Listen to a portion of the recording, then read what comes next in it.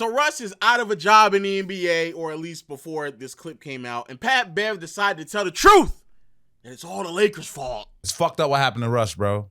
On God. It's fucked up what happened to Russ. And Russ got a bad take because of that Lakers team. Ever since Russ left the Lakers, bro, he's been on the minimum, bro. We've never seen this ever. We've never seen a player who's been the MVP, who's impacted the game, who they call him names and tell him he can't shoot, go to the playoffs, shoot 40% with the Clippers the very next year. What? When did he shoot 40? You telling me the things in which he did back in 2017 and we're in 2025 is irrelevant. But to sit here and to blame the Lakers when he's already been off of the Lakers and on other teams and they still put him on the bench, at some point you have to ask yourself, why is that? And what's even worse is that he's on other rosters that actually fit his playing style better and they still deem it necessary to put him on the bench. Let's further point out the fact that when he left the Lakers, bro, he had a starting position with the Clippers.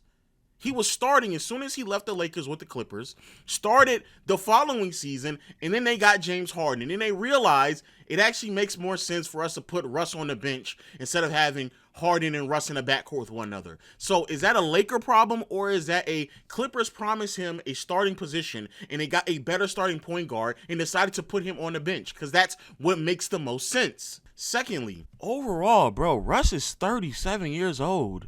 If Russ is coming off the bench or is having a hard time finding a position in the NBA at 37 years old, it's not that big of a deal, dog. A less demeaning role with the Lakers, take a less demeaning role with the Clippers. He's been a sixth man ever since he's left the Lakers. He's a starting point guard in the NBA. He's arguably one of the top 3 point guards to ever play the game. You tell me this man can't get on the team? All because he's passionate? All because he stretches with the team every single fucking practice? All because if it's a team out and he's there all the fucking time? Bro, I ain't gonna hold you, bro. I don't know. I mean, this should be blowing me. Because now we're deciding to omit certain aspects of what happened with Russ in his time with some of these teams. As passionate as he is, as great as a teammate, because I'm pretty sure he's a really great teammate. I don't know. I'm not in the locker rooms, so I can't say that. I'm going to take the player's word for it. Great teammate as well. That still does not take away or change what he could contribute on a team as a starting point guard. So when people make this claim, it's not just that Russ is a starting point guard, it's that he wants to be on a specific team. Because the truth of the matter is, Russ still could have been on a roster right now before he just signed with the Kings. As a sidebar. Quick spoiler alert, Pat Bev. He finally found a job with the Kings. So all this ranting and raving you doing when it was already rumored that he was going to sign with the Kings for the last handful of months anyway. But I digress. Russ could have been on a team, but he chose not to stay with the Denver Nuggets. But he was already signed with the Nuggets. He had a player option, and he chose to take himself off that roster. But when y'all sit here and say he could be a starter for any team in the NBA, which teams? Go down the list of teams and the teams that he would also want to be on. I'm not taking him over Darius Garland. I'm not taking him over Shea. Houston literally cannot sign him. Matter of fact, Cleveland can't sign him. Cleveland can't. That's another thing that people we've never seen it before. You've also never seen a CBA that restricts teams so much so that they can't sign someone like Russ. The only team that would have the cap space to give him the money that he's looking for are bottom-feeding teams. And so then you have to ask yourself, hey, does Russ want to play in Brooklyn? Does Russ want to play in Utah? Probably not, especially the way they've been treating him over his career.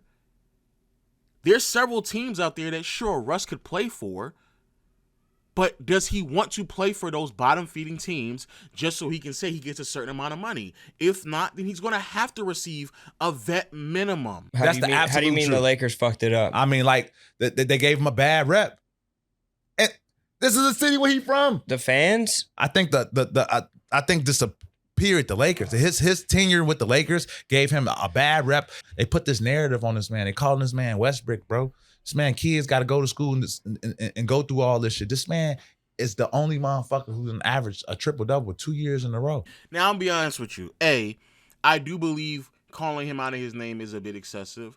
I do believe that, the way in which they depict him out in L.A., claim that the vampire is out of the room, that was also a bit excessive. However, none of those things change the fact that Westbrook, it was just a bad fit for the Lakers. He couldn't shoot. At that time, he wasn't that great of an off-ball player. He was a predominantly ball-dominant player playing next to another ball-dominant player in LeBron and couldn't compliment really much of anyone. So it's not that he got a bad rep just because the way in which people were depicting him, but it was also because of his play. And the truth of the matter is, I'm going to be honest with you all, I blame people like Pat Bev and everybody else who enabled Russ all throughout those years when he was averaging a triple-double. Yeah. Oh, man, on paper, it's great. It's amazing. He averaging a triple-double. But I remember vividly in real time, I was telling people, y'all are allowing this man to play a style of basketball that we all know is not going to age well. We all know is not going to contribute to winning basketball at a very large scale. And we all knew that Russ was never good enough to be the best player on a championship caliber roster. So more than likely, he was going to have to pick up more skills that were going to be featured along someone else, be a contributing piece, someone that could play alongside someone, not someone who could dominate the basketball in ways in which Russ did. We knew that, and yet you all still egged on him averaging triple-double, triple-double, triple-double, triple-double. So is it the people that's calling him Westbrook after he's missing the shots, or is it people who are massaging his ego the entire time and not correcting him and letting him know, hey, all this shit is great, but you can actually be more impactful if you become a better defender, if you become a better shooter, if you tone down the turnovers. But y'all turn a blind eye to all of that shit because of points, rebounds, and assists when we all knew that none of that shit was going to help him win a championship. None of that shit was going to help him win when he got older and he needed to be more of a complimentary piece rather than the main guy. We knew this day was coming, but you niggas continue to put the battery in this nigga back. I think that his play style didn't fit with LeBron's play style. Okay, Is cool. that fair to say? That's fair to say, but don't diminish his character then. I'm not trying to diminish his character. And that's what a lot of people did. Well, I think it goes with the fact that I think his play style went well with the Denver play style. It went well with the Clippers play style. When every motherfucker got hurt, he was a motherfucker shooting 40 from the. He was 40 from the motherfucking three. What world is this nigga talking about where he shot 40 from three? Maybe I'm missing out on something. We got to double check this right now. In 2023, with the Clippers, shot 35.7% from three, and the next year he shot 23.5% from three. Westbrook has never had, except for his rookie season, Westbrook has never had a year where he shot 40% from three in the playoffs. You got to think, dog. I was on that team. I'm on that team where shit ain't going well. And I'm also a part of that team in the summertime when Darvin Ham comes up to me while I'm in the casino playing baccarat, and Darvin Ham goes to me like, do you got Russell Westbrook's number? And I'm like, yeah, I got it. But out loud, I'm like, nah. He's like, yeah, I need to talk to him, man. I fucked up. Y'all was right. You wanted to call Russ? We was right. We was telling you, like, motherfucker, we the dogs. Like, we know what it takes to, like, okay, we know what it takes to, like, to go in and be competitive. Russell Westbrook should have started with that team. It should be Anthony Davis, it should have been LeBron James, it should have been Austin Reeves, it should have been myself, it should have been Russ before Schroeder came in. Listen to what the fuck this nigga is saying. They should have ran a lineup with LeBron, AD, Reeves, Pat Bev, and Russ. They should have ran a 3-guard lineup. Are we fucking serious? That if that's your response, be very mindful.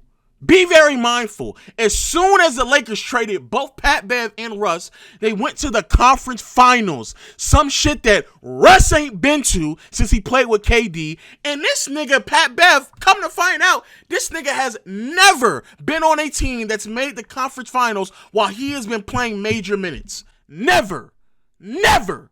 Every time the team has made a conference finals that Pat Bev has been on, either he got hurt and wasn't contributing, or when they put him on the bench is when they got to the conference finals. But because we got to placate to a nigga ego and sit there and tell him, oh, we gonna play you, we gonna play you. Now we got someone like Austin Reeves who's just sitting on the bench and we're pushing back his development because we got to play into veterans' egos. That's the problem. That's the problem. When you have someone like Russ on your team, you got to sit here and try to justify playing him over someone that you actually have more value in their future than Westbrook, who's 37 years old. Why am I going to give playing time to a 37-year-old when you got a 22, 23, 24-year-old on your bench that's actually looking like he can be better and a better fit for what this roster needs? Why the fuck am I doing that? Why? Because 10 years ago, you made an all-star game? Why? Because 11 years ago, you was an all-NBA player? Or because on a whole nother team with a losing record, you had a triple-double? That's why? What the fuck that got to do with where we are today? Coming from a place he's from, though. That's what make it even sadder. He's from Cali. Went to UCLA. That's what make it even worse. How the fuck y'all got this motherfucker who's from Cali, went to UCLA, got a chance to play for the Lakers, got a chance to play for the Clippers, right? Took the Clippers to the motherfucking playoffs. So every motherfucker was hurt. Was one of the main factors of winning when it came to Denver, impacting a ton off the bench. Should have been a starter. It actually, if they would have played him game 4 or game 5, which one of them at OKC? He was guarding Shea. They probably would have had a chance to win the series. This video is so much worse than I thought it was. There's no way this nigga is claiming that Denver could have beaten OKC if they played Russ more minutes. Oh my God. Russ played 21 minutes in the game, shot 2 for 7, 4 turnovers, and was a minus 34 in this game, bro. Be very mindful, Pat Bev. You were the one who told me. You told me that you look at plus and minus to figure out who was or wasn't good in the game. Russ had the worst plus minus out of everyone on Denver that game. The truth of the matter is, this really and truly, in my mind, does not tarnish Russ's career because he's 37. His legacy is not going to be tarnished because at 37, he was struggling to find a place in the league. My nigga, he's 37. The simple fact that we even talking about this nigga at 37 getting a job in the league, that in and of itself is amazing. How many niggas in the league history at 37 can even say they on the brink of getting a fucking job? That's amazing. So no, I'm not going to sit here and allow you niggas to rewrite the end of Russ's career, nor am I going to sit here and allow niggas to sit here and blame anybody else but Russ and the niggas who allowed him to just pacify into a nigga that cannot compliment much of any team in the NBA. You niggas did that.